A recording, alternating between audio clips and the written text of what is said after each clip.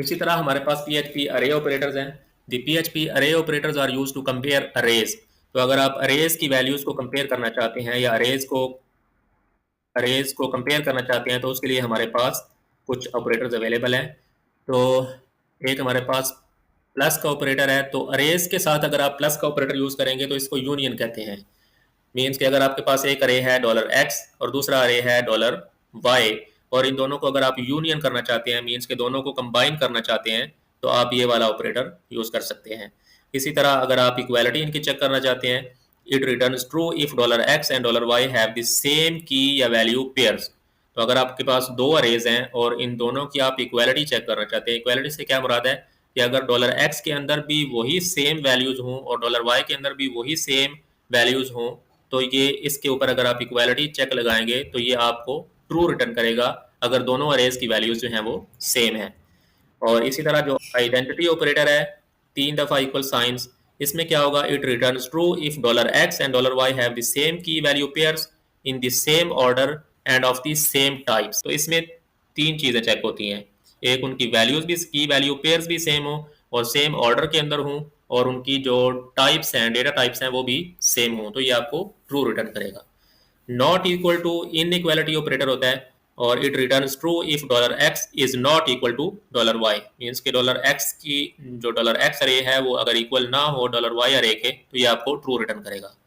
इसी तरह एक हमारे पास इनइक्वालिटी ऑपरेटर है, it returns true if $x is not equal to $y।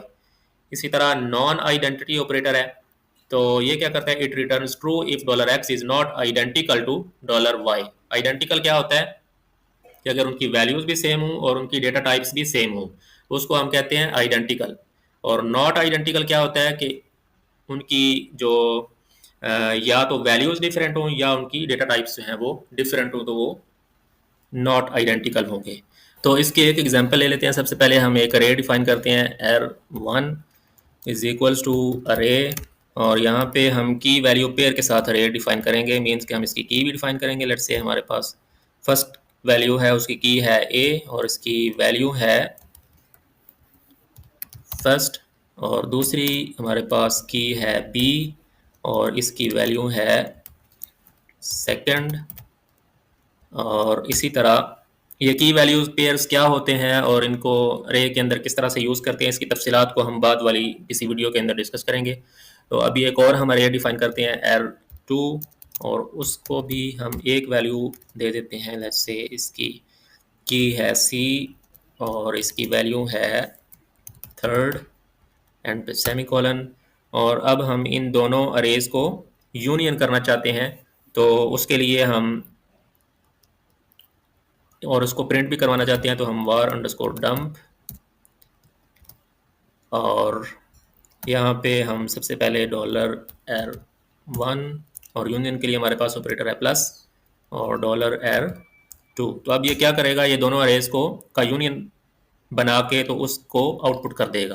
Control S, इसको हम रिफ्रेश करते हैं तो आप देखें जो हमारी आउटपुट है इसके अंदर यहाँ तक था हमारा फर्स्ट अरे और ये था हमारा सेकंड अरे, तो इन दोनों का इसने यूनियन करके तो इसको आउटपुट करवा दिया है।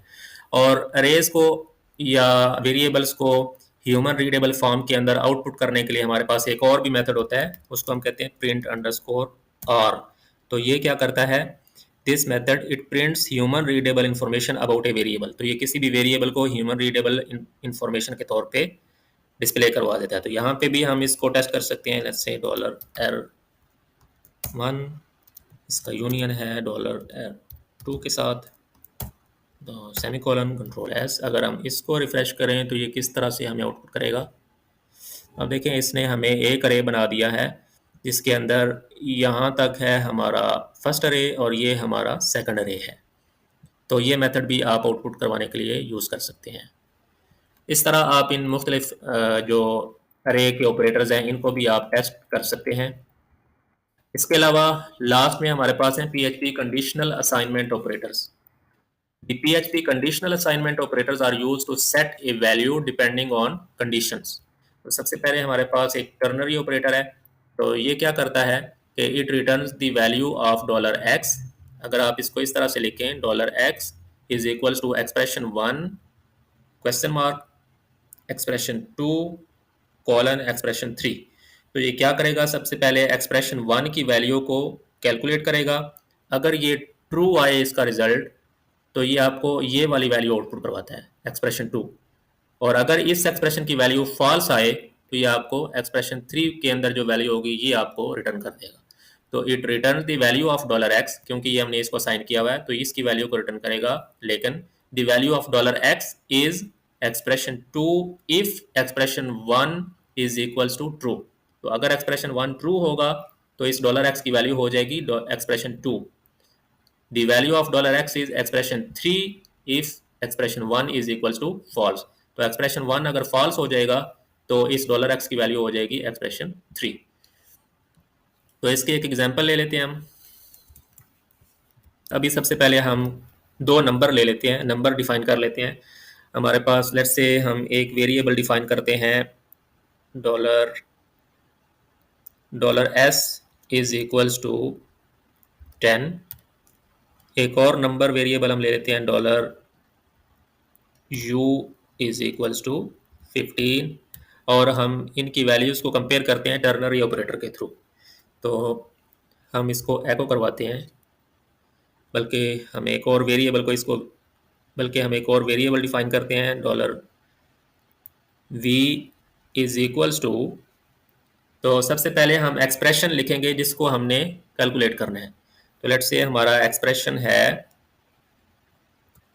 Dollar s is less than dollar u। ये है हमारा एक्सप्रेशन जिसको हम कैलकुलेट करना चाहते हैं। इसको हम ब्रैकेट्स के अंदर क्लोज कर देते हैं। इस एक्सप्रेशन की वैल्यू अगर ट्रू हो, इसके बाद हम ऐड करते हैं टर्नरी ऑपरेटर के अंदर, इसके बाद हम ऐड करते हैं क्वेश्चन मार्क और फिर इसकी जो ट्रू वैल्यू, अगर ये ट्रू होगा तो हम इसको लेट्स से डिस्प्ले करवाना चाहते हैं s is greater than u और फिर कॉलन और फिर फॉल्स के केस में जो वैल्यू हम इसको प्रिंट करवाना चाहते हैं तो let's say s is lesser than u। तो अब होगा क्या, सबसे पहले ये इस एक्सप्रेशन को कैलकुलेट करेगा dollar s is less than dollar u। तो अगर तो ये इसकी वैल्यू ट्रू होगी तो क्वेश्चन मार्क के बाद जो फर्स्ट पैरामीटर है, ये जो फर्स्ट वैल्यू है ये आपको आउटपुट हो जाएगी। और अगर इस एक्सप्रेशन की वैल्यू फॉल्स होगी तो कॉलन के बाद जो वैल्यू है ये आपको डिस्प्ले हो जाएगी। तो हमारे केस में चूंकि 10 इज लेस देन 15 तो ये वाली कंडीशन ट्रू हो जाएगी। तो हमें क्या आउटपुट आएगी, s is greater than u। तो इसको हम वेरीफाई कर लेते हैं। लेट्स से इसको हम प्रिंट करवाते हैं एको डॉलर v और कंट्रोल s। तो अभी अगर हम इसको रिफ्रेश करें तो अब देखें हमारे पास आउटपुट आ गई है s is greater than u।